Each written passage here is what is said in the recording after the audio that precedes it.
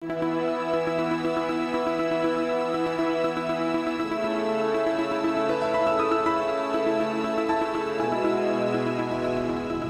April 18, 1942, just 132 days after Japan bombed Pearl Harbor, Tokyo was burning. It was about 1:30 in the afternoon when the first B-25 flown by the Doolittle Tokyo Raiders dropped its first bomb. The Japanese High Command and the civilian population was caught off guard.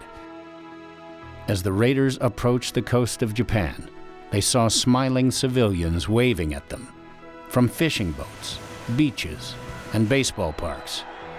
They were so convinced their island home was beyond the reach of the Allied bombers, they didn't imagine that danger was imminent, even though U.S. Army Air Corps bombers were screaming overhead, just above the treetops. It was one of the most brilliantly conceived operations in aerial combat history. All 16 Mitchell B-25s found their intended targets and delivered their payloads.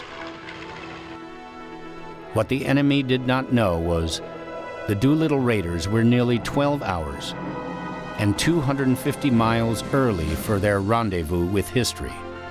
The USS Hornet and the B-25s had been spotted much farther out than their planned launch distance.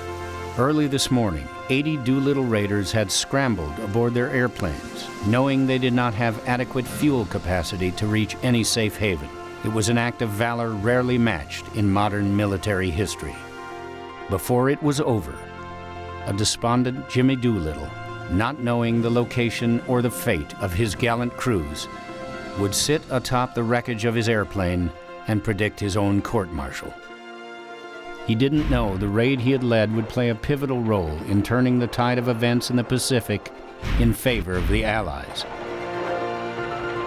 That he had, in fact, just completed a mission that would change the war.